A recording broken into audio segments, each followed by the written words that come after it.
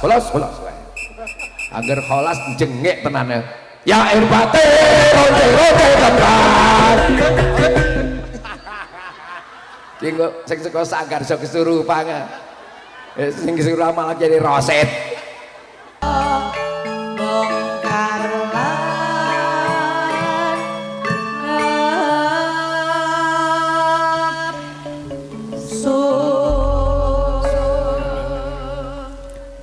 Assalamualaikum warahmatullahi wabarakatuh.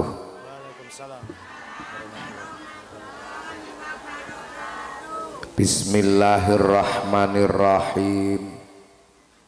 Alhamdulillahilladzi khalaqal mauta wal hayata liyabluwakum ayyukum ahsanu amala.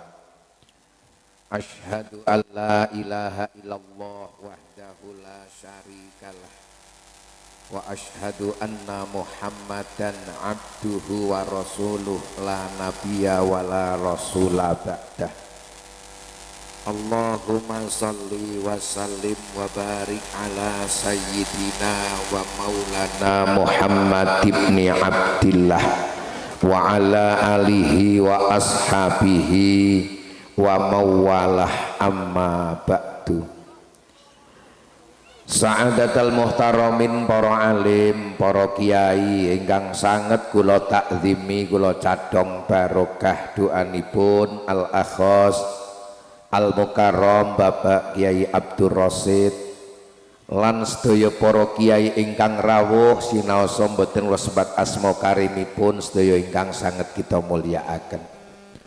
Para pepunden, para pinisepuh kakung miwah putri ingkang tuhu kinurmatan, para priyagung pangemban dalah pengembating praja, Bapak Kepala Desa dalah jangkeping para perangkat, pangarsa dusun, tokoh masyarakat, ketua RW RT,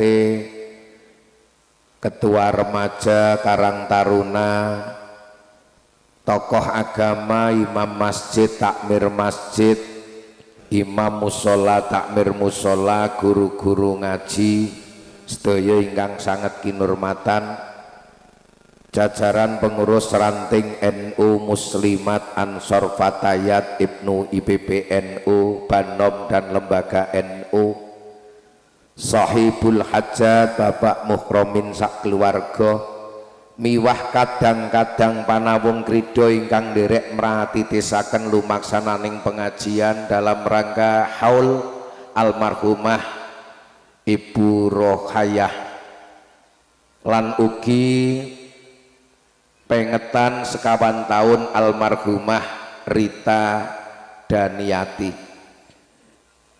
Bapak-bapak, ibu-ibu, jamaah pengajian ingkang minulya ing budi, kadang-kadang kaneman para santri kakung putri ingkang kinasih, kadang kula grup qasidah Al Ahlan Nada ingkang nderek ngregengaken pawiwahan, kadang juru pandaya swara bakul sound system ingkang kita tresnani nek ora disebut ndak cilikake volumene.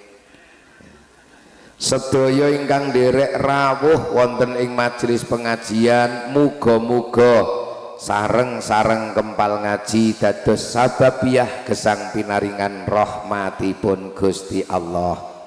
Allahumma anjalari slamet mulya bejo donya ngantos akhirat. Allahumma amin.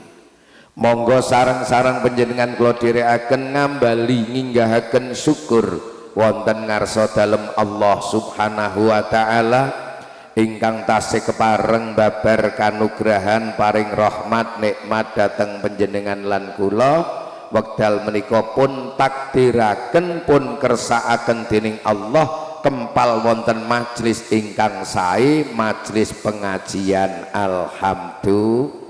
Alhamdulillah. Sholawat salam lan rahmatipun Allah mugi katur dumateng panutan kita Nabi Muhammad sallallahu alaihi wasallam ingkang panjenengan lan kula tansah ngajeng-ajeng syafaatipun linangkung syafaatul utma benjing wonten ing dinten kiamat. Amin Allahumma. Hadirin wal hadirat jamaah pengajian ingkang minulya. Alhamdulillah wa syukurillah, derek remen lan syukur dateng Allah Subhanahu wa taala. Titi laksana menika penyaipun Bapak Mukhromin sak keluarga ngadani pengajian anggenipun bektos dateng ahli ingkang sampun kapundhut sowan wonten ngarsanipun Gusti Allah. Lan kula panjenengan saged ngestreni nderekaken pengajian wekdal menika. Muga-muga anggenipun kula jenengan kempal nderek-nderek ngluhurake jembarake nyiarke agama Islam. Allahumma. Wong ngaji niku ngibadah sing gampang lakune, enteng cak-cakane, gedhe ganjarane. Wong ngaji kepara saking mulyane wong gelem ngaji. Kanjeng Nabi ngendika man salaka tariqan yaltamisu fihi ilman sahalallahu lahu tariqan ilal jannah. Sapa wonge ngambah dalan golek ngilmu, mongko Allah arak nggampangake dalane wong mau besok ring swarga. Allahumma alhamdulillah. Malih saking mulyane wong kok gelem ngaji, pinarak setunggal jam nang majelis taklim diganjar luweh utama katimbang nindakke salat sunat 1000 rakaat. Alhamdulillah. Nate salat sunat 1000 rakaat dereng jajal men semaput. Wong traweh sak witire 23 ya ana sing melincur kok. Monggo wong ngaji niku ngibadah sing gampang lakune. Ming urun mangkat. Nggih napa nggih? Dugi mriki pun tatake kursi. Niku ditatake pun nata dhewek. Tatakake, pasangke tratak. Pasange masang dhewek. Masya Allah. Isih diaturi pasugatan nggih. Ana sing wis entek. Ana sing muni menyentak ke Bali. Ngene ana. Lha nek ibu-ibu kok ngaji kadang-kadang nggo tas kula ya cok niteni, paling arak nggawa snack. Tapi itu bukan perkara yang hina. Mboten. Jenengan niat tak go Bali aja nganti mubadir. Lah mubadirake rezeki niku jelas kleru. Lah nek diasta kondur ora mubadir dadi apik. Mongko kok rezeki kok diaturke rikala ngaji yakin berkah. Allahumma. Nenek wong lanang-lanang sok mboten beto wangsul mergo dimbat nang kene entek sisan. Lho ngerti kok njur ngono. Ana sing jagong karo udat, udut. Ana sing malah wis merem iki sapa kae. Nek ngaji kek lekas kok merem tak koyoki. Gedang kluthuk mateng sak cengkeh, ngaji ngantuk lambene. Encen gedang kluthuk dipangan uler, ngaji ngantuk biasane jajal goleki. Muga-muga Pak Mukhromin sak keluarga anggenipun ngadani pengajian nyorohke bondo tenaga pikiran iku pertikel disengkuyung kabeh para kaneman, para panitia. Kula jenengan derek kempal-kempal sesarengan. Muga-muga kumpulan niki kumpulane wong sing melu siar ngluhurke agama. Allahumma. Cara Quran Allah ngendika, dzalika wa may yu'adzim sya'airallahi fa innaha min taqwal qulub. Kang kaya mengkono wong-wong sing padha melu siar ngluhurke agamane Gusti Allah nandhakake nek atine wong mau ati sing isih do duweni takwa. Alhamdulillah. Masyarakat wonten ing Ketanggung, wonten ing Cakra kok isih enteng ngaji, mbuktekake nek atine isih do duweni takwa. Allahumma.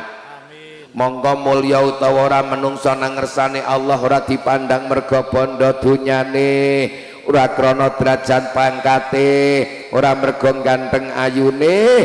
Allah dawuh nang Quran, inna akramakum indallahi atqakum. sak temene mulya-mulyane menungso ing antarane sira kabeh di hadapan Allah sapa sing paling takwa marang Gusti Allah. Mulya utawa ora menungso ukurane takwa. Ngaji bareng-bareng mbuktekake nek ati duwe takwa. Nek ngoten yo ngaji bareng-bareng padha karo gek golek dalan supaya mulya mukti donya akhirat Pak Usman. Muga-muga Allahumma amin. Lho nek grup qasidahan sok rengeng-rengeng. Sedulurku Kakung putri ayo sregep nggone ngaji kanggo sangu mati soan mrengar so ilahi salatullah salamullah ala taha rasulillah salatullah salamullah ala yasin habibillah. Bu, ibu-ibu nembe niki ngenderek rengeng-rengeng maca selawat. Kowe waras.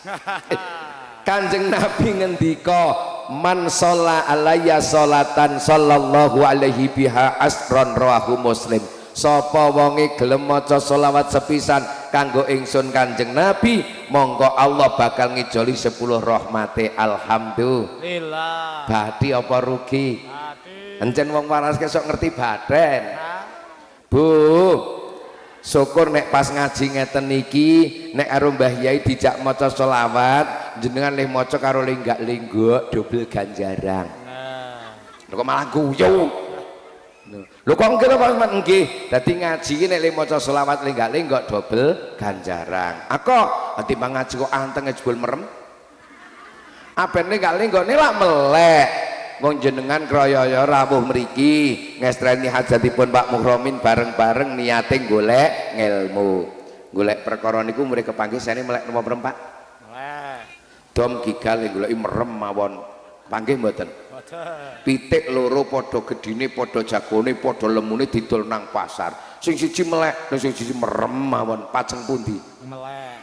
Mulangger ngaji kok lekas merem-merem ramayokake lho yo. Nenek selawat modern kok wani lenggak-lenggok sampean Mbah merotoli onderdilih.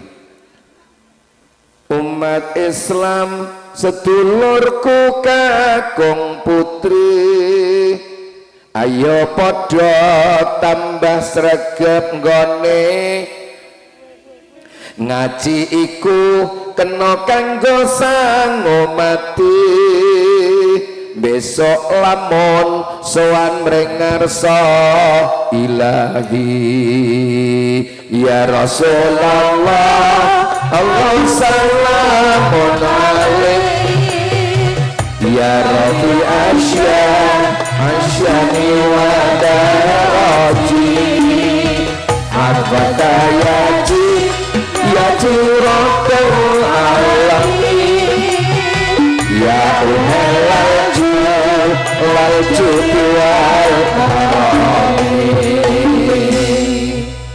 lagu yang kedua dengan judul Mister Mendem.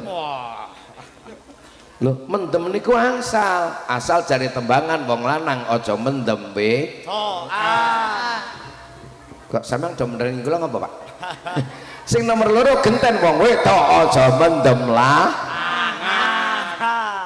Sing nomor 3 tolong remaja. Kalau masa depan Anda tidak ingin sia-sia, ingin berguna bagi agama, nusa, bangsa dan keluarga, ojo pisan-pisan mendem narkoba, minuman dan sejenisnya. Betul?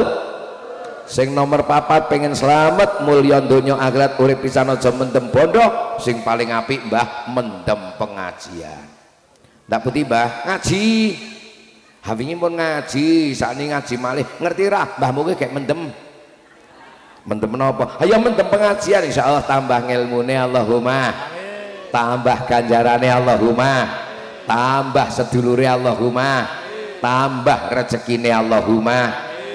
Sangu mati dudu raja brana leres ana wong tanggung wong cakra paling sugih mbasan mati tumon mayit ngempe dhuwit nek ana mayit gragas niku sing penting iman kang sempurna ngibadah sregep budine utama iku kabeh dalane mulya ya Rasulullah Allah salamun alaik ya Rabbi asyani wa darati Al-Fatayati ya jiratal alamin ya umelaju laju biwal karami. Pengajian niki ono pesan sponsor seko Pak Lurah karo para kiai tokoh masyarakat karo sohibul hajat. Pesene sae pesene ngeten yen wis ngaji nuli ngamal diundai sae setuju yakin mantap wani sugih sugih hutang pokoknya rembogane nek wis ngaji ngamal diundai Allahumma bareng ngaji saya enteng jumangkah ngibadah Allahumma bareng ngaji saya enteng makmurke masjid mushola nggo jamaah Allahumma ning kula yakin percaya sing rawuh ngaji niki urusan salat jamaah mesti wis nglakoni kabeh pas riyaya. Nek riyo salat dewang pancen gemblungannya arang apa dewi Pak Osman Pak Pret. Mula nek ana wong Islam nang Ketanggung nang Cokro kok sandale kala-kala ilang nang masjid nang mushola itu musibah, tapi musibah yang sangat ringan. Ning nek ana wong Islam nang Tanggung nang Cokro kok sandal ratu ketok nang masjid nang mushola, justru itu musibah yang paling berat. Yo apa sandale aku imam bilang nang masjid anyar, ayo ora anyar sih lumayan kok ya, ala musibah ringan. Tatung ngake ngisuk sing anyar luwih api. Amin. Sing siji lapor. Yo apa? Lah nek aku malah rung tau kelangan sandal nang masjid, Mbak Yune pinter. Lah ya to wong dapurmu ra ring masjid. Ndak sandal niku yo areng masjid dhewek, Pak. Mulane nek wis ngaji ngamal diundai Allahumma. Amin. Tingkah laku kudune tambah pinuji. Yo nek wis ngaji akhlake saya apik Allahumma. Putra wajib bekti nyang wong tuwa. Sik sugeng bekteni, sing wis itu bekteni nganggo donga. Nggih napa nggih? Santri wajib takdim ro kiai. Murid hormat karo gurune. Yantun kakung gede tanggung jawabe. Priya ke singkatan hebat, Pak. Priya niku singkatan prigel makarya. Cak-cek nyambut gawe, men cukup butuh uripe, men lumrah kaya tangga teparone. Ora malah klumprak-klumpruk ngenteni BLT wae. Pancen aku ora ngeget-ngegetake. Lho niki. Lah nek wong kakung wis gedhe tanggung jawabe wong wadon bekti nyang kakunge men cepak dalan swargane Allahumma. Amin. Iku kabeh dalan kanggo gayuh mukti. Wiwit urip nganti tumekaning pati ya Rasulullah Allah salamun alaik ya Rabbi asyani wa darati Al-Fatayati ya jiratal alamin ya umalaju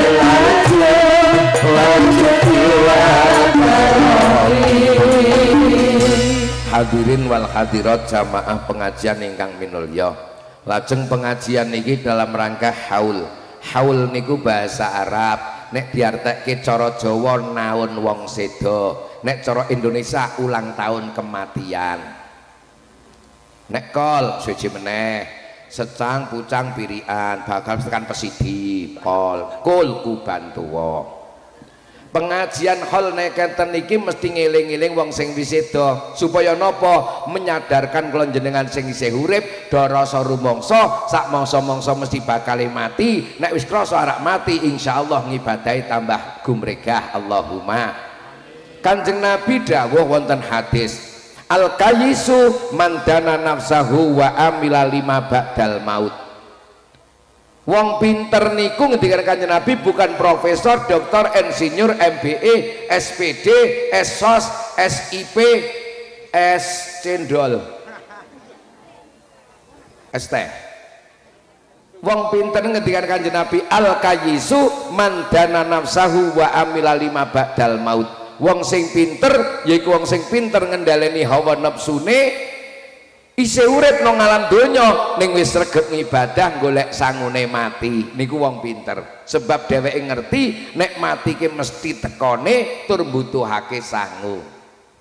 Nek wong bodoh Pak Usman akan Nabi mboten ngendikake nek bab wong bodoh nek kakangne bodoh le telu ana bodoh goblok tolol pekok nggih wong boten wal jahilu kok wal ajizu niku pekok. Lan wong sing pekok yaiku wong sing urip pisan durusi karepe nafsu wal ajizu man atba'a nafsahu hawaha wa tamana 'alallahil amani. Urip pisan ming durusi karepe nafsu sok njaluk nang Gusti Allah ning penjalukane ora cocok karo kahanan. Salat ora tumangkat kok pengen mlebu swarga pekok mboten. Oh, pekok. Ngibadah ora tau ning pengen bahagia selamanya di akhirat. Anake ora kon mondok ora kon ngaji pengen anak sing soleh solihah mula ngaji hal niki ngajine wong pinter ngeling-eling mati ya mati ora dieling-eling tekane wis mesti nggih napa nggih lah wong Jawa nek ngelingake tintingake dandang gula jajal niki urip pisan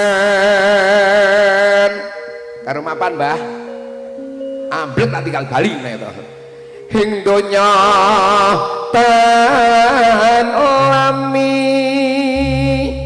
pun kakek nek mireng santen niku lho nggih Pak panci radi sae ati marono sing ngalem oke bayu urip sing ngundang ora ngalem sae Bu sae Bu sae Bu Al-Fatihah padake mai tara dangkat ngono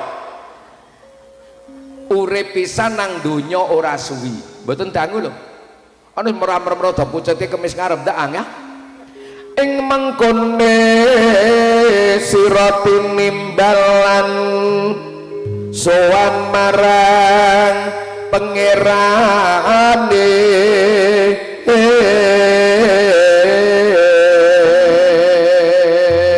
sak mangsa-mangsa mbuh kapan wektune gelem ora gelem mesti arak katimbalan ngadep suwana ngersane Gusti arta lan bandanipun tan bisa kinawa mati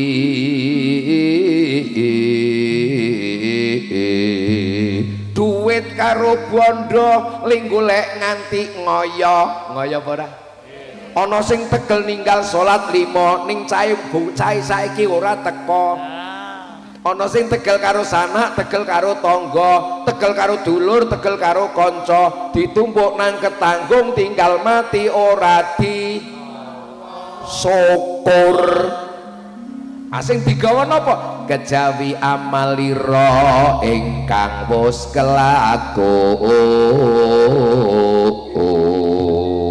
sing digawa ngamal ingkang sampun kula panjenengan lampahi apik ya gawa elek ya gawa aja dikira nek apik gawa elek tinggal nang cakra penak temen datan pilih jalma mati nggih mboten milihi Pak ora kudu sing wis tuwa wotak watuk mboten justru sing wis wotak watuk dongake panjang umur lumayan kena nggih bantu pos kamling Pak maling niku paling wedi nek ana penyakit watu usarak nyolong mboten mawon lho nek wonten piantun tanggung kok watuk Pak Lurah mboten usah tambahake demi keamanan bersama-sama ngoten nggih tuwa enom lanang wadon kabeh nglakoni wangsul asalmu lanyo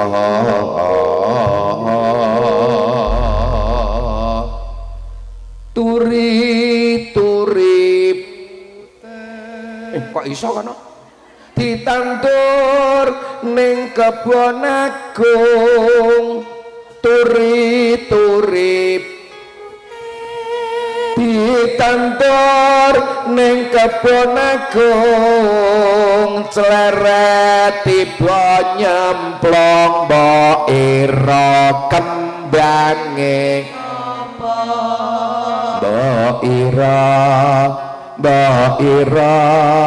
mbok ira kembange apa salatullah salamullah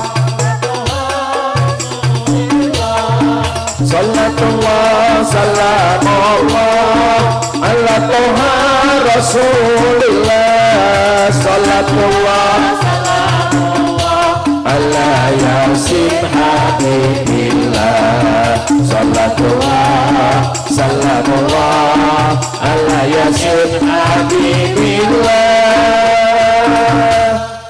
Lelagon niku nek sing ndamel waline Gusti Allah tujuane gawe dakwah agama nasihat sae mula gampang diapalake penak dimirengake tur apik maknane nganti wong ketanggo wong cakra do hafal pancen waline Gusti Allah sing ndamel artine napa niku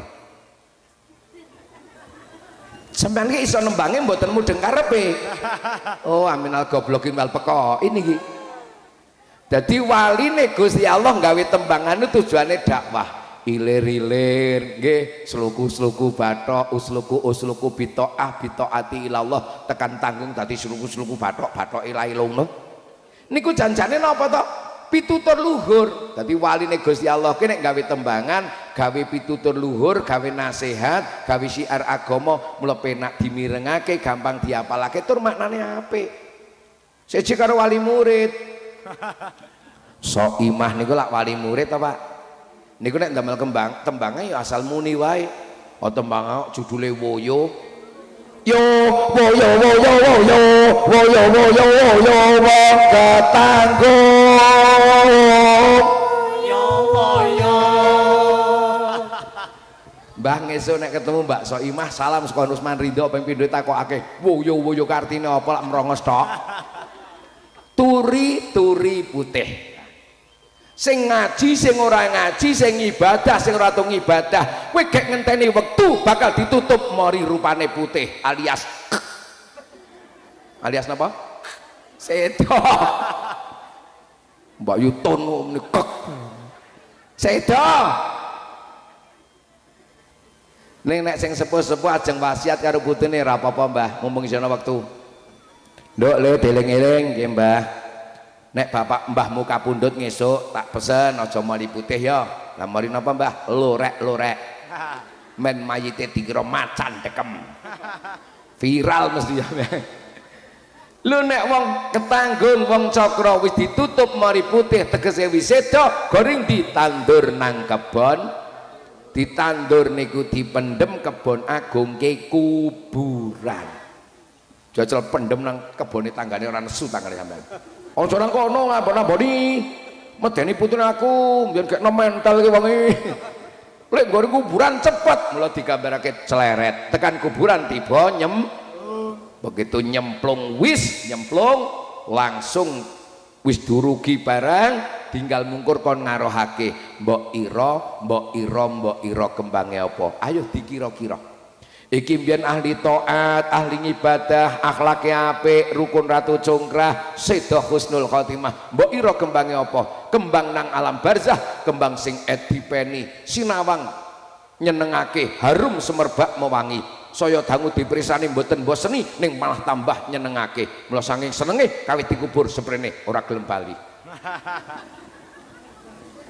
Kok kaya sing ora patek percaya sampeyan nggo tak tes nek ora percaya.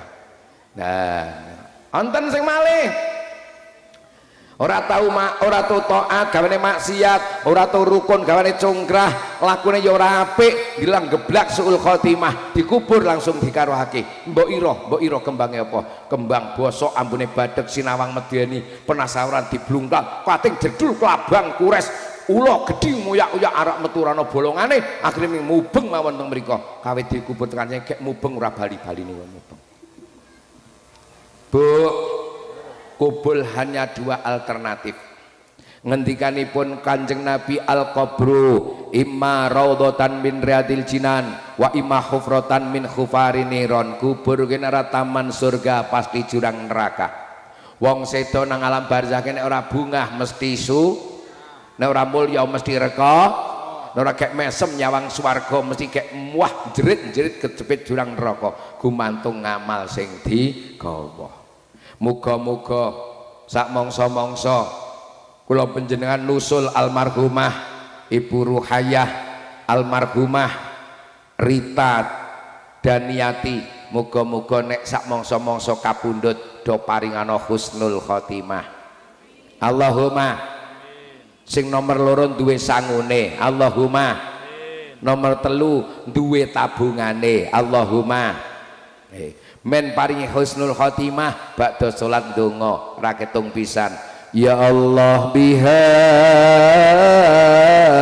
ya Allah biha, ya Allah biha bi husnil khotimah, ya Allah biha, ya Allah biha, ya Allah husnil khotimah. Donga sepele niku nek wis apal bakda salat diwaca, ning nek bakda salat nek maca ora semang lagokake teko biasa. Ya Allah biha, ya Allah biha, ya Allah bi husnil khotimah. Kancane gek robo nonton ya Allah biha. Dumyang wong sampeyan. Lho niki sing nomor loro, muga-muga sak mangsa-mangsa sedo duwe sangune, Allahumma. Sangune mati ngibadah ngamal apik. Nggih napa nggih? Sing nomor telu duwe tabungane. Tabungane napa? Kanjeng Nabi dawuh, idza matabnu adama ing qata'a amaluhu illa min salasin, shadaqatin jariyatin au ilmin yuntafa'u bihi au waladin sholihin yad'ulah. Ari kala wong ketanggung uripe rampung marang kubur wong Cakrabah kali nyemplung kabeh ngamale wong grabak mestine putung telung perkara ingkang bakal bisa langsung. Salatullah salamullah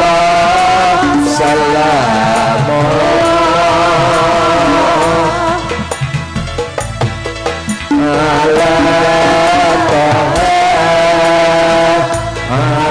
taha Rasulillah.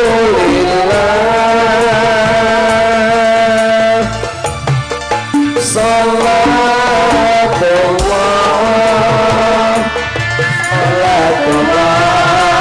salamullah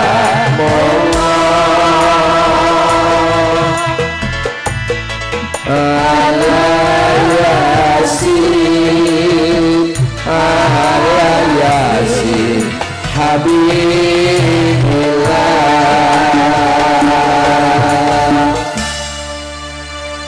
Ari kala wong ketanggung uripe rampung.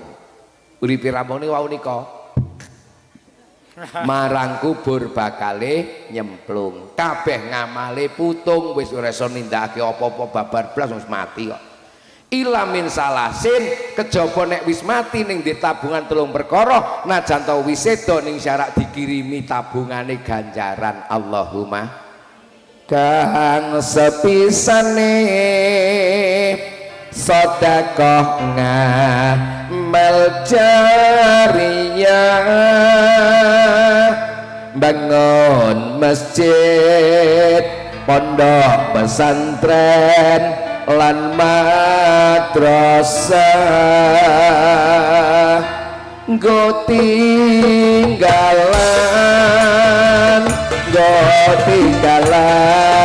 putra lan wayah ben dos reget ning ibadah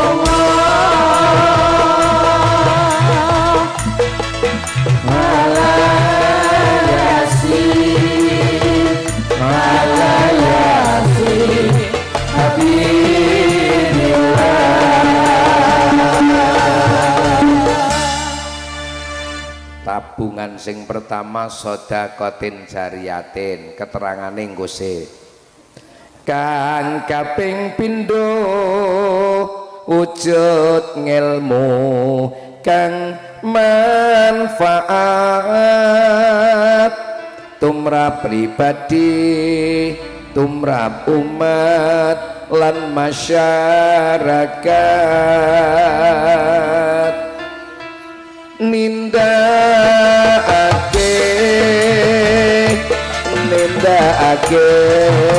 dawuh syariat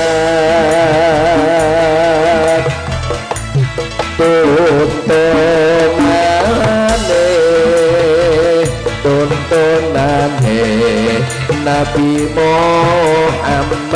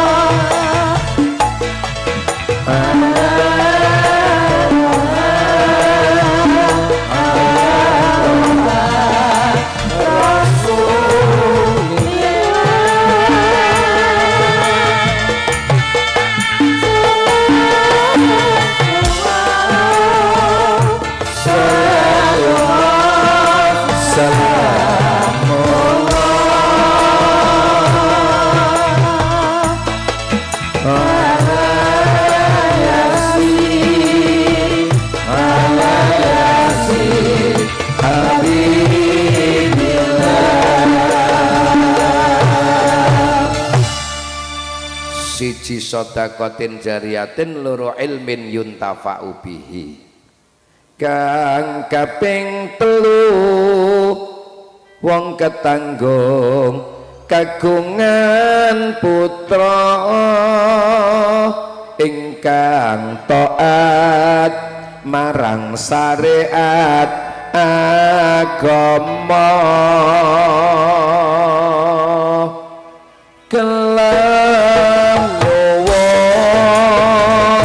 nyuwunake pangapura marang dosane ibu lan bapa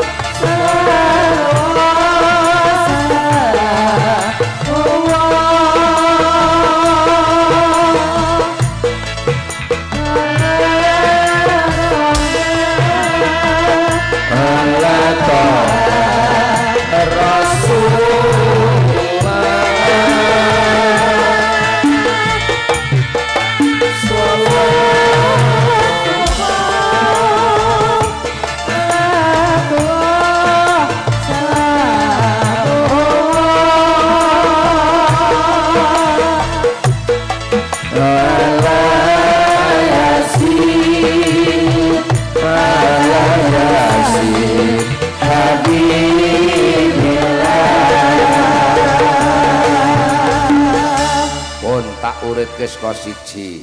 Bu, wong wis sedo bejo temen nek siji duwe sedekatin jariyatin.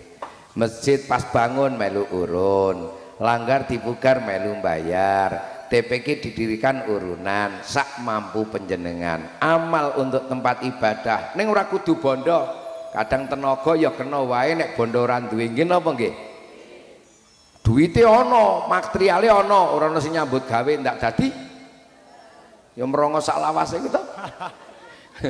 Lho nggih niku, lah niki titip amal jariah untuk tempat ibadah, rampung bangunane gawe sarana ibadah kok sing sedekah sing urun kok sedo, aja kuwatir ganjarane bakal banyu mili. Alhamdulillah. Nomor kalih ngilmu sing manfaat. Aku lho mboten saged mulangi ngaji, nek iso mulangi ngaji, nek ora iso ora kudu. Yo melu-melu yasinan, melu-melu tahlilan.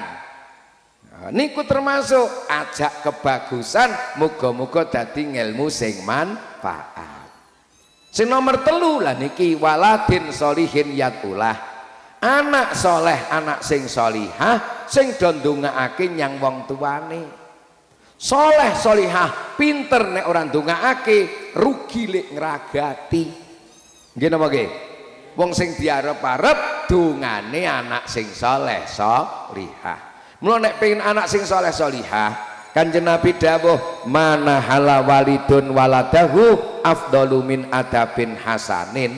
Ora ana wewes ka wong tua marang putra sing utama kecuali wong tua didhawuhi putrane pendidikan akhlakul karimah. Kadang ana sing bangga banget nek putrane iso tukakake Honda Ninja, nek priya mobil Robicon, akhire kuwiyak wadine to, ngarong duwite negara to. Nggih napa mboten? Aja bangga-bangga. Bangga nek putrane do gelem ngaji, ngaen duwe tabungan sok aku mati arek dongaake. Allahumma amin. Seneng-seneng wong tua niku putrane do gelem ngaji, do gelem mondok. Wah ning mumet-mumete sirahe wong tua anake yu-yuang ora tau ngaji. Lah men saleh salihah Kanjeng Nabi dawuh mana hala walidun baladahu afdalu min adabin hasanin.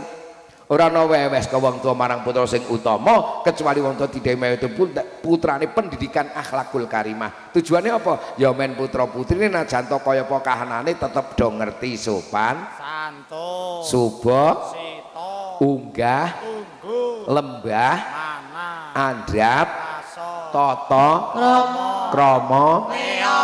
Kok krama leya? Men ngerti akhlakul karimah, ngerti agama wajib dididik, wajib diulangi. Sing wajib didik putrane dudu kiyaine ustate ning wong tuane. Nggih napa nggih? Apike putrane wong tanggung ya ulang ngaji bapak ibune dhewe. Cilik to pondaseni iman, kenalke bab akhlakul karimah, wari ngaji bab pesolatan, warai maca Quran, warai alif-alifan, warai bak-bakan, warai ya-yaan. Kok ya-yaan ya fathah tanwin yanding mbah ora ya-yaan.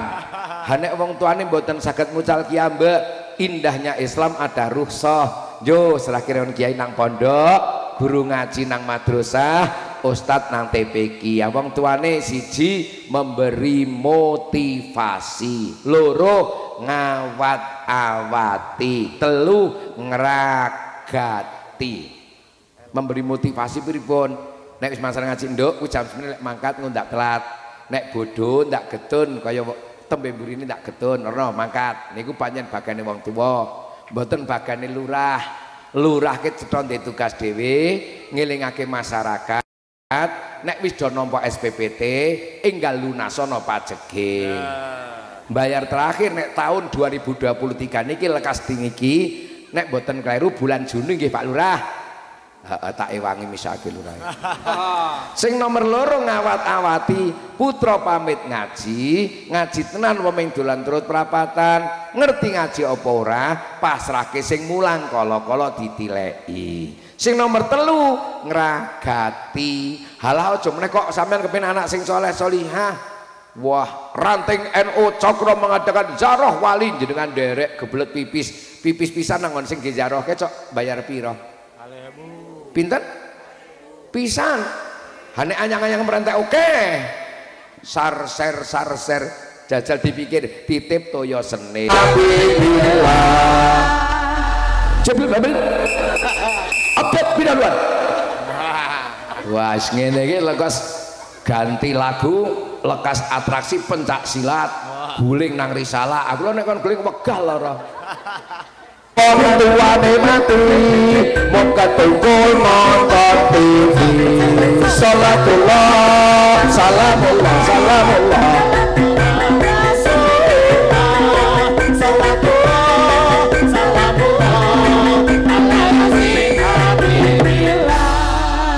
jenazah diangkat menyang kuburan anak bodoh malah tukang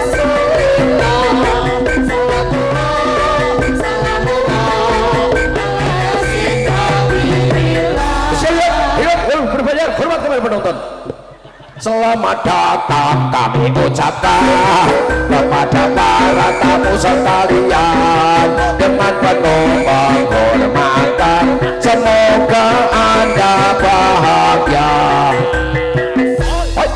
kholas angger kholas jengek tenane ya air bate rote tempat kengko sing saka sanggar iso kesurupan sing kesurupan malah jadi roset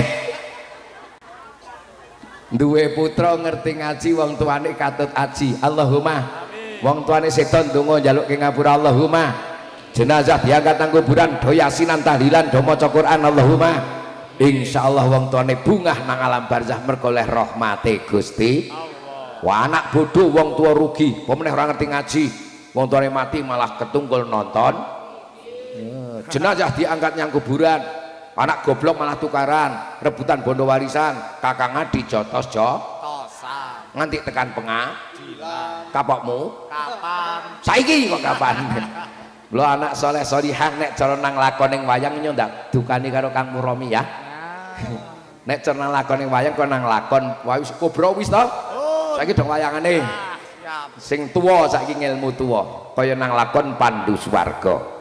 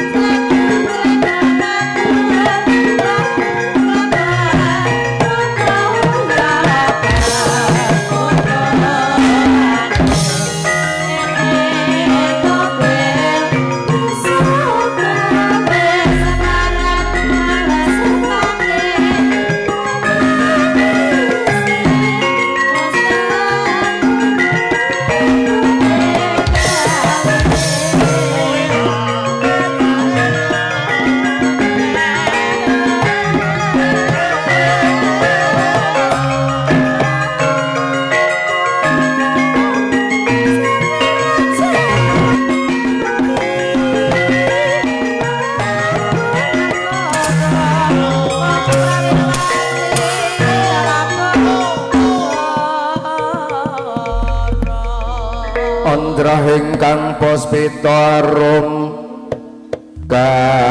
kasliring samirana hamre laras renaning priya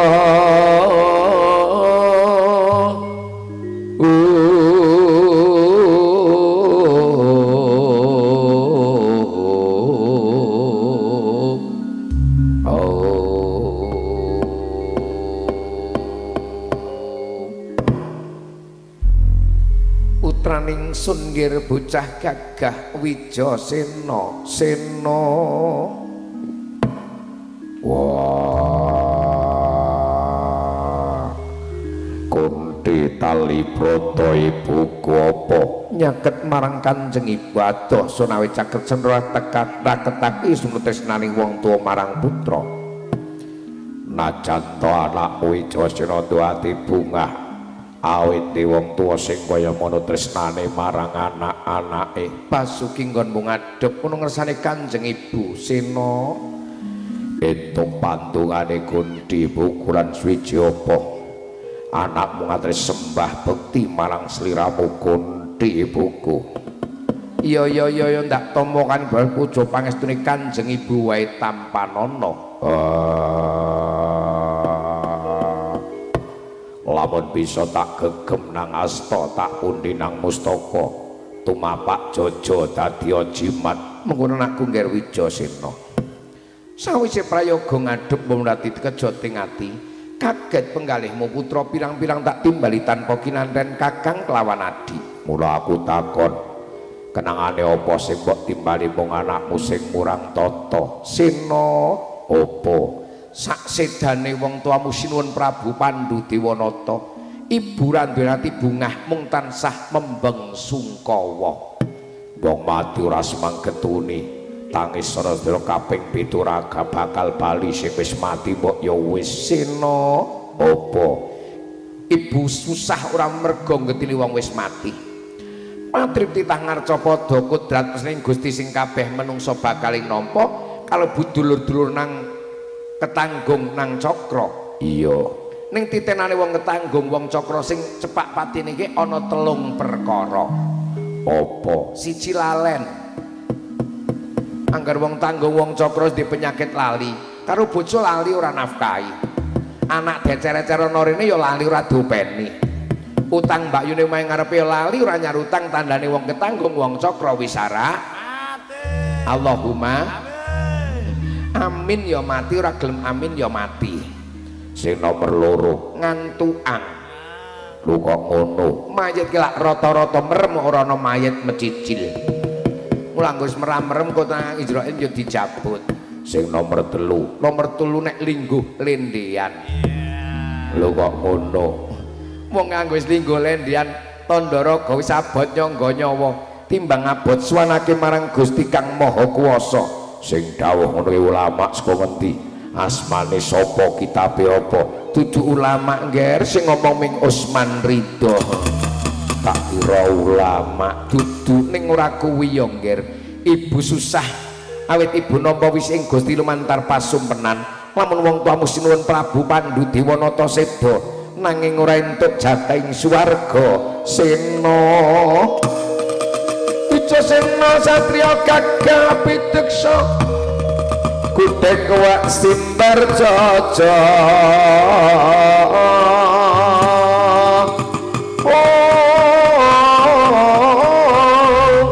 klereng-klereng lamun nangunan dika pindha klerenging Simalodra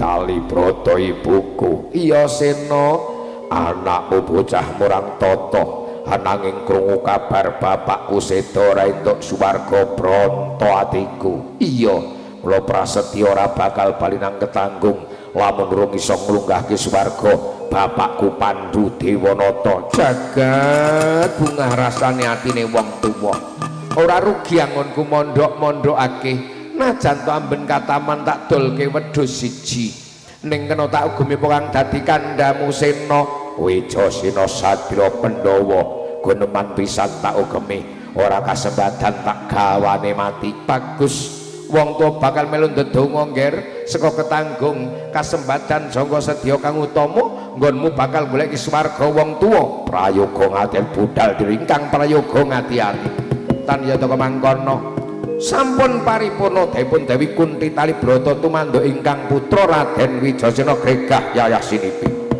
kesahipun Raden Wijasena katungga swan sang guru Begawan Dana Pirin kapanditan Sukalima najan Raden Wijasena bocah perang tata swan guru mboten sobo sita dene nyaman Cina Dolaken Wijasena liya dipun larapan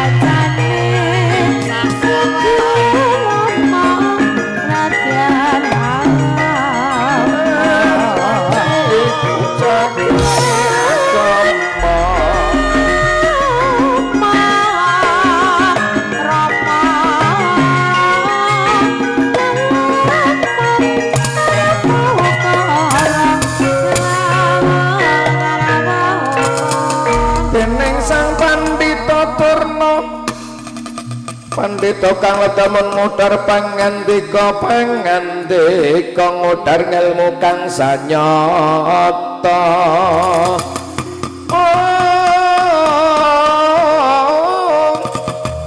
limpat ngudhar ngelmu samudana pajak pamadyan ning laga manggol tombak mentang gendewa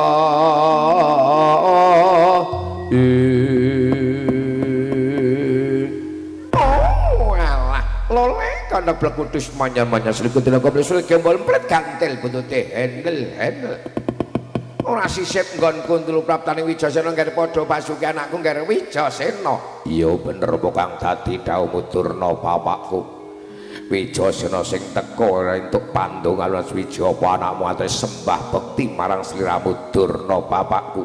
Oh, alah lole kodhok blekudus manyar-manyar. Ndak tampa ngger bekti malpuja ingkang bapa tampan ana. Undi mustaka tumapak jaja dadi jimat. Mengkono. Sawise prayoga ngadep ana wigati apa dadak awan-awan gedarang-darang ana udan awu barang tumekan ketanggung kene. Bakal takon apa kasus Bang Senturi ora hambalang ya ora Ferdi Sambo ya ora Nikita Mirzani sapa kuwi artis kontroversi sing sok ngebleh-ebleh yen ngono kuwi sok nonton ora nonton weruh bedane nonton karo weruh nek nonton ki nglegakake nek weruking sak telirapang. Ora takon kuwi. Takon apa? Ujare mbok bakul sinambi woro. Kabar tak tampa saka ibuku Kunti Talibrata bapakku seda ora entuk swarga. Bener ora Durna bapakku. Coba sawangen ning kaca paesanmu. Oh, alah lole kono blek kudus manyar-manyar. Ndak sawangane kaca paesan kene mak lampir biyen malam Senin nang Ndoro. Mariatum nonton ta, Tun? Juaria. Yati. Tiah. Lerom. Bener lamun Sinuwun Prabu Seda ora entuk swarga ke pancen bener. Mula aku takon, anak pengen bekti marang wong tua sing wis seda golek swarga bisa apa ora?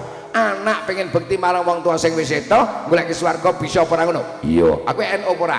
NU. Nek NU ya bisa nek liyane mbroh aku dudu rombongane yakin golokokin. Yen ngono bisa. Apa sangkane? Rawi-rawi lantas malang-malang putung aja meneh menungso dewa tak singkirake. Bagus. Yen pancen sliramu kepengin golek swarga wong tuamu sing wis seda, anakku Kerna. Kok Kerna? Sena ke bojone Pariyang Giri. Siji sliramu kudu luru banyu suci Perwitasari. Banyu Perwitasari kanggo apa Durna bapakku? Kanggo siram jamas supresik lahiran batin. Lakon bisa siram jamas lahir batin resik njur kepiye? Lah nek wis resik lahiran batin kan saminggal-inggal luru kiblat papat puncer siji. Kiblat papat puncer siji nang di panggonane Durna bapakku. Gusti Allah dawuh nang Quran, "Fawali wajhaka satrul Masjidil Haram." Durna pinter dalil Quran. Oh, Durna pondokan. Nek wis ketemu kiblate njero nek wis ketemu kiblate ngger, sliramu enggal manengku puja, manembah ngibadah marang Gusti sing Maha Kuwasa, wajibe sedina sangi ping 5. Syukur tambah qobliyah ba'diyah kanthi cara sedakep astanira nutupi babahan hawa sanga.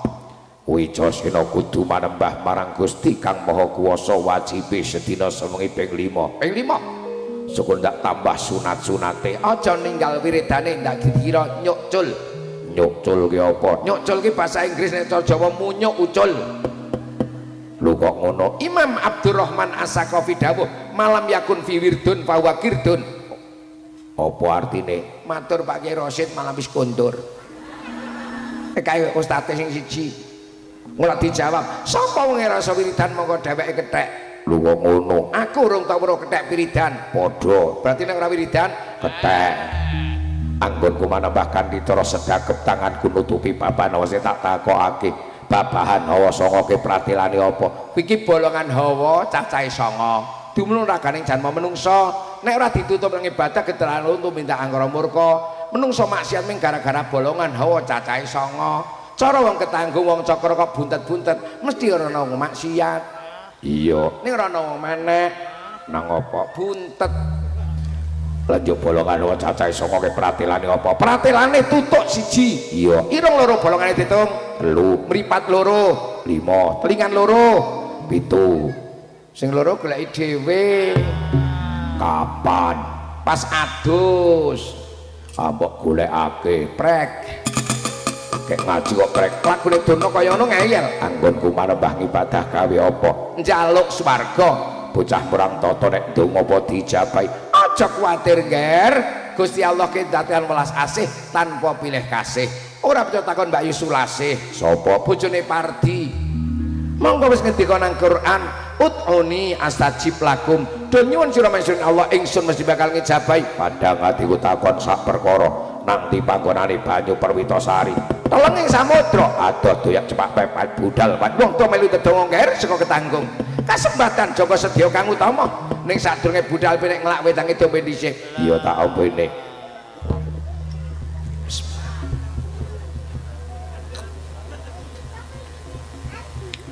Wis mbok ombe ngger? Wis. Legi apa ora? Blas. Wedang putih kok kon legi. Mbroh ning nggaweake kopi apa ora? Pinggirmu kuwi lho. Tak takokake iki. Ahadil qahwah alladzi yakhruju min silitil luwat. Bahasa apa kuwi? Arab campur ketanggung. Baleni. Ahadil qahwah alladzi yakhruju min silitil luwat. Artine apa? Apa iki kopi sing metu saka silit luwak? Maksude kopi luwak apa dudu? Takon kae Mbak Urip.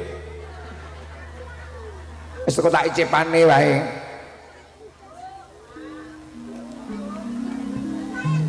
Lumayan.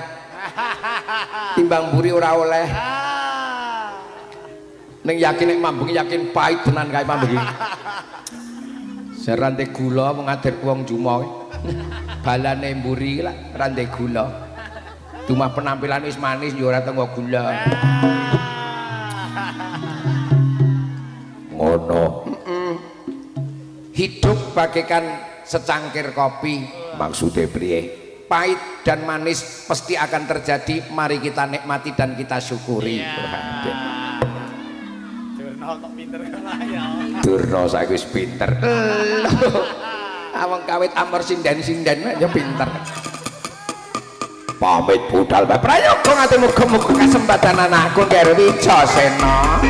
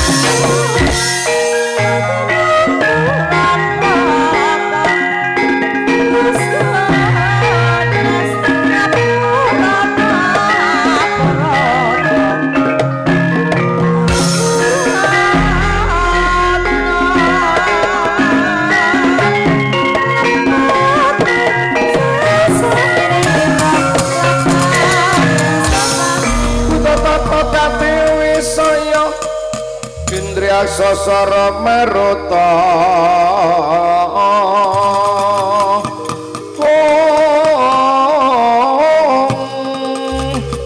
yakso mangana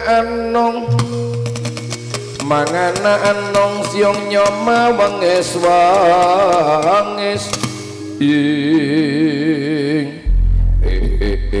ong tete wang kololodro yu bedari Satrio gagah gedhe jak-jagan turut ketanggung sapa Satrio panangga ing Pandhawa Wicasena aranku kowe sapa tepungake aku kang aran Ditya Kala Dakjal Laknatullah sapa Ditya Kala Dakjal Laknatullah buta jenengane aneh-aneh buta anyar tukul bareng Covid-19 kowe jak-jagan turut ketanggung dikaro apa ngetutake jangkah sikil grejeting ati tekan tidu urusanmu. Sengak jawabanmu.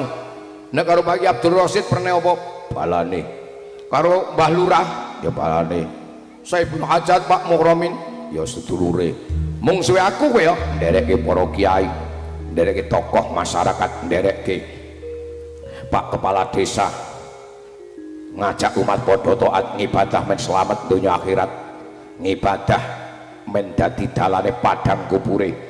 Dianggap mungsuhmu jar apa ngono program mungsuh aku tak takon nang negara iki balamu mungsuhmu perang ana sapa balamu sapa mungsuhmu mungsuhku pejabat sing jujur sing adil sing mikir kesejahteraan rakyat pejabat mungsuh aku balamu balik pejabat sing gareng dunten gorong untal duwiting rakyate blenduk wedel iku nang ki balane aku yen ana tak takon gayus kene karo kowe pernah apa ponakan Ahmad Fatonah Adi Nazaruddin Kakang Lukas NMB oh kembarane aku ming bedane aku abang kaireng tenteng lak dapure padha aku bakal mleke swarga wong tuwa sing wis sedo anak saiki iso mulya nang tanggung biyen sing rekoso dhisik wong tuwa saiki wis sedo tak goleki swarga aku palamu apa mungsuhmu mungsuhku kowe gelem minggir ora bakal minggir takon tak geblek ya kaya tak musuh aku ya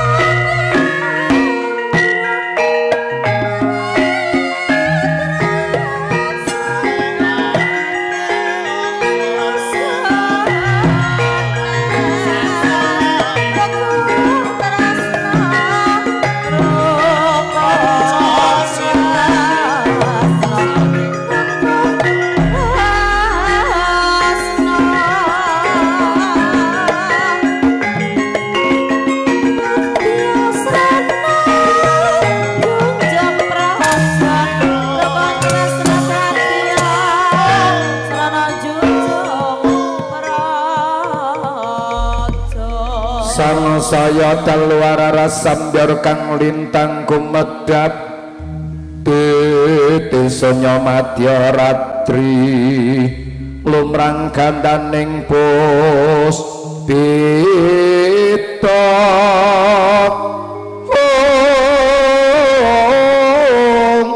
sang Twijawara ambra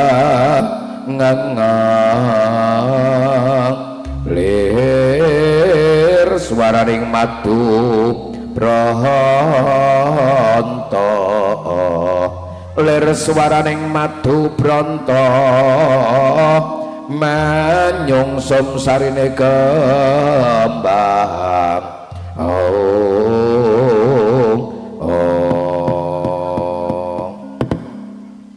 sampun paripurna ing Pancawara den Wijayan mesah rasaksa dak jalaknatullah keseser yuda mlajar sang dak jalaknatullah Raden Wijasena gita-gita ngupas warga manengku puja manembah ngibadah marang Gusti Kang Maha Puja Hastungkara mandring donga sundul kayangan jlungring saruka satemah ndadosaken titiwancine gara-gara apa to pratandaning gara-gara denteni geger kayangan jlungring saruka ya gegering para dewa geger kayangan jlungring saruka dados sarana jumunduling punakawan cacahe 4 ingkang dipun pandhegani dening Kyai Lurah Semar Badranaya dherekaken putra pambajeng nala garing panenggak Petru Elgil Bagong sami gegojekan wonten Ramba saking tlatah ketanggung cakra kapiyasa rengen-rengen sekar eling-eling Banyumasan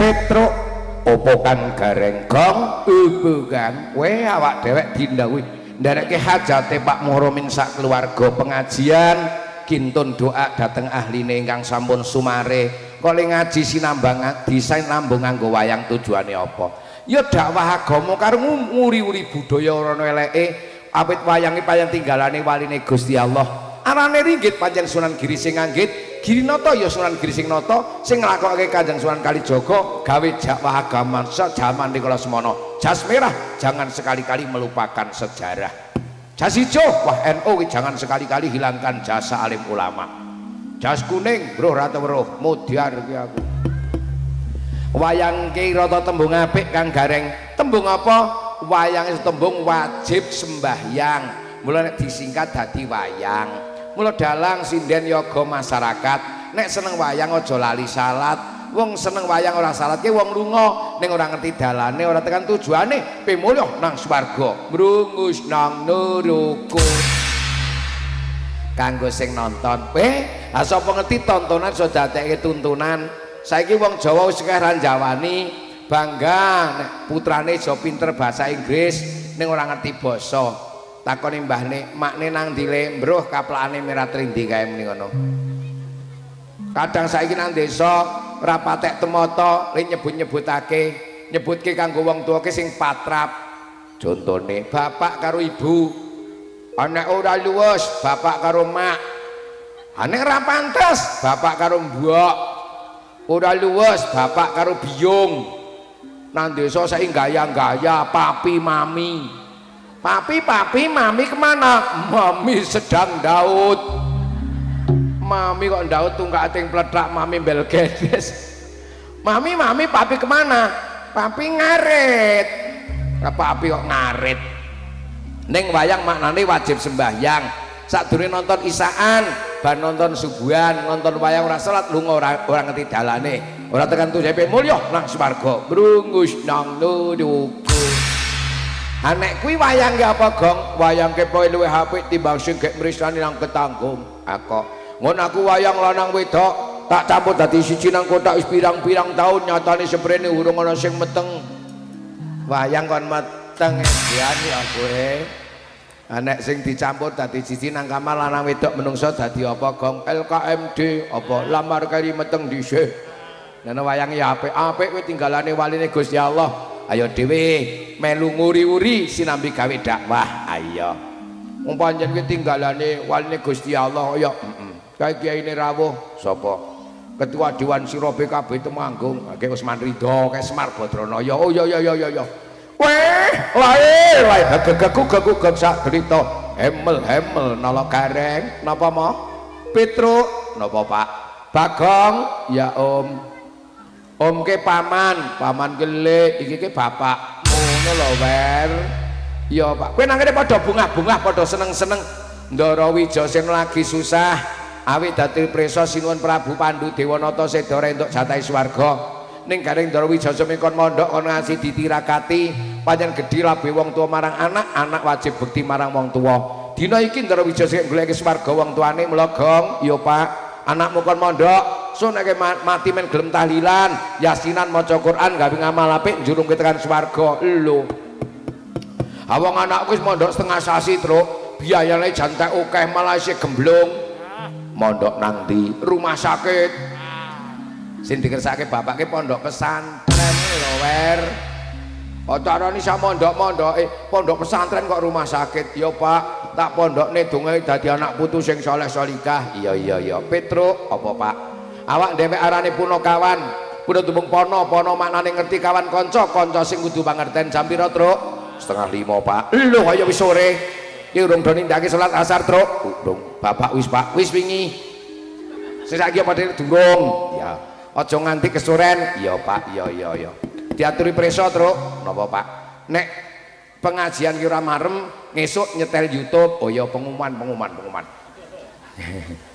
ngesuk nyetel YouTube pengajian wekdal niki mangke didaur ulang ngesuk di setel YouTube channel Usman Ridho Official wah ning sing nom-nom di subscribe barang like men tambah follower Kiai alhamdulillah dilo meneh arek napa bayaran sak Saka ngendi ambero. Wis pokoke di-subscribe sing canom nang kowe pokoke channel Usman Ridho Official. Ngolak pengajiane kula termasuk sing ngaji nang kene iki ngesuk ngono. Nyepontori yo ning ora dipontori awas ngesuk. Wis pokoke ndang selek kesuren ayo diderekake Ndara Wijaya kasebatan. Joko Dek monggo ayo.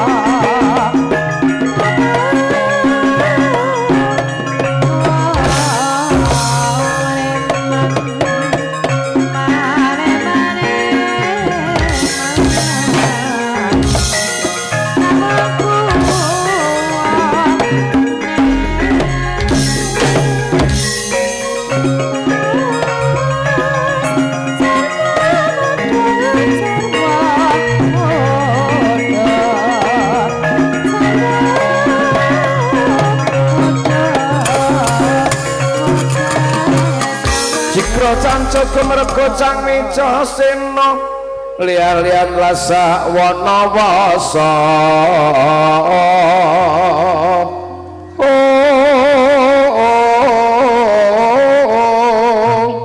laku ning sang Wijasena wana mawa teja dinam samandra pindha lintang Bima Sakti pindha lintang Bima Sakti harsa madangi jagat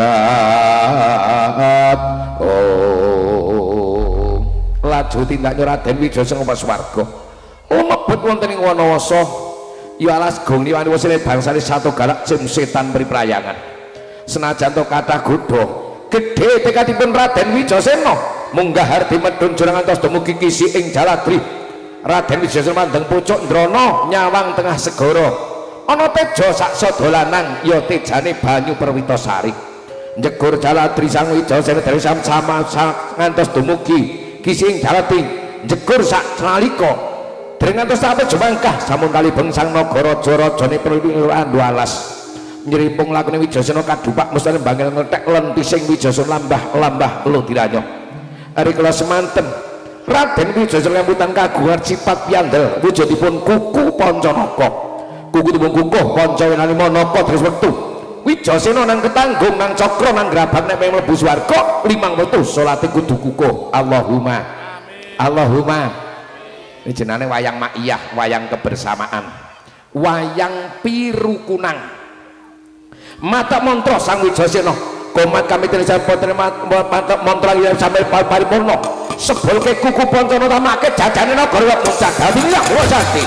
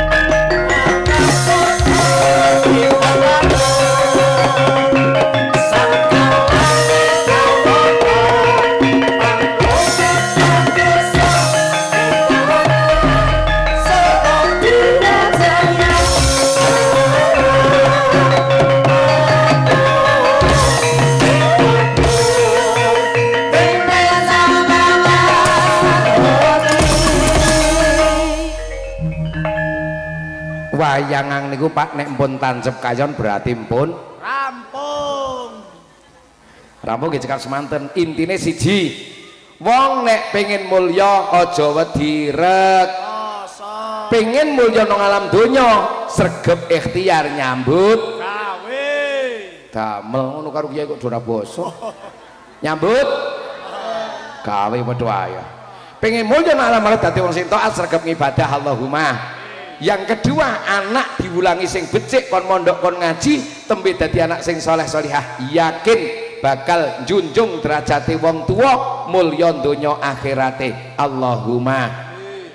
Muga-muga saestu pengajian niki dadi pelajaran awak dewek sing isih keparingan urip nggunakake kesempatan sekedap malih wulan Ramadan dugi paring ana sehat lahir batin amin.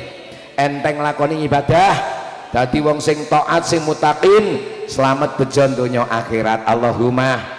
Kirang langkung mekaten lepat nyuwun ngapunten monggo sareng kapungkasi mawi doa nyuwun ridho nyuwun rahmatipun Allah ala hadiniyati sholihah. Al-Fatihah. A'udzubillahi minasyaitonirrajim. Bismillahirrahmanirrahim. Alhamdulillahirabbil alamin arrahmanirrahim maliki yaumiddin. Iyyaka na'budu wa iyyaka nasta'in ihdinas siratal mustaqim siratal ladzina an'amta 'alaihim ghairil maghdubi 'alaihim waladdallin. Rabbighfirli wa liwalidayya amin. Allahumma shalli wa sallim ala sayyidina Muhammad wa ala ali sayyidina Muhammad sayyidil awwalin wal akhirin wa sallim radhiyallahu ta'ala anhum ajmain. Alhamdulillahirabbil alamin hamdan yuwafi ni'amah wa yukafi'u mazidah. Ya Rabbana lakal hamdu kama yanbaghi jalali wajhikal karim adimi sultanik. Allahumma sholli wa sallim ala sayyidina Muhammadin al-fatih lima ughliqa wal khatimi lima sabaqa wa nasril haqqi bil haqqi wal hadi ila siratikal mustaqim ashabihaqa qadru amiktal adim. Allahumma arzuqna fahman nabiyyin wa hifdzal mursalin wa ilhamal malaikatil muqarrabin. Allahumma ij'alna wa auladana wa dzurriyyatina wa ahla qaryatina min ahlil khair wa ahli ilmin nafi' wa alis salati wa lidzikri wal qur'ani wa lituqala taj'alna wa iyyahum min ahli sari wa dhair innaka ala kulli syai'in qadir. Allahumma ighfirli wa liwalidayya warhamhuma kama rabbayani shaghira. Makhtim lana bi khatimati sa'adah wa khtim lana bi husnil khatimah. Allahumma inna dzikrika wa syukrika wa husni ibadatika. Allahumma la haqqa haqqa warzuqna tiba'ahnal batila batila warzuqna sinabah. Allahumma lakal hamdu wa ilaikal mustaka wa antal musta'an la haula wa la quwata illa billahil aliyyil azim. Allahumma ikfini bihalalika an haramika wa akhnini bi fadlika man siwak. Rabbana atina fid dunya hasanah wa fil akhirati hasanah wa qina adzabannar. Wa sallallahu ala sayyidina Muhammadin nabil mi washabihi wa baraka wasallam. Subhana rabbika rabbil izzati amma yasifun wa salamun al mursalin walhamdulillahi rabbil alamin. Wallahu mal fiqil aqwamit thariq. Assalamualaikum warahmatullahi wabarakatuh.